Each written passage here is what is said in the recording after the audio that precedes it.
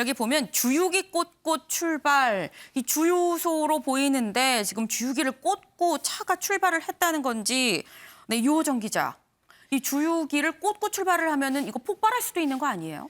네, 맞습니다. 말씀 그대로인데요. 강원도 한 원주의 주유소에서 있었던 일입니다. 이 주유소 CCTV 당시 영상을 보면 한 차량이 이 주유를 마쳤는지 이렇게 계산서를 주고받고요. 이어서 주유원은 자리를 뜹니다.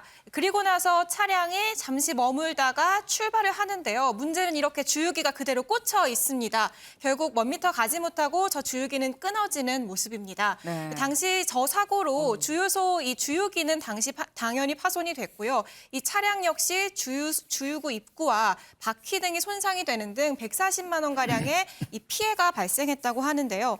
이 영상만 보면 차량 운전자가 실수로 움직인 건가 하는 생각이 들기도 하지만 네. 이 운전자는 억울함을 호소하고 있습니다. 이 주유 후에 직원이 계산된 카드를 줬고 안녕히 가세요라고 했기 때문에 인사도 본인이 했다. 움직였다는 건데요. 네. 게다가 이렇게 안녕히 가세요라고 한 뒤에 이미 본인이 내비게이션도 보고 핸드폰도 보고 모든 점검을 마친 후에 출발을 했다는 겁니다. 그런데도 불구하고 주유소 측 보험사는 운전자의 과실도 있다고 주장하고 있는 상황입니다. 과연 이 상황에서 운전자 과실이 있을지 여러 변호사의 얘기를 직접 들어봤습니다. 운전자가 주유기를 다 뺀 것을 확인했어야 된다라는 견해도 있을 수 있겠지만 셀프 주유소가 아닌 곳에서 계산을 다 하고 그 주유원이 인사까지 다 하고 그리고 바로 출발한 것도 아니고 잠시 그 내비게이션 점검하고 출발했기 때문에 저는 운전자의 잘못이 없어야 없겠다는 의견입니다.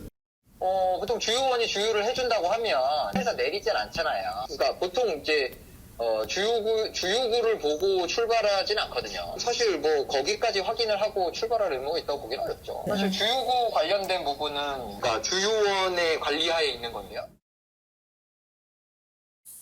네, 지금 보시는 것처럼 대부분의 변호사들은 운전자 과실이 없을 것으로 전망을 하고 있는 상황입니다. 네.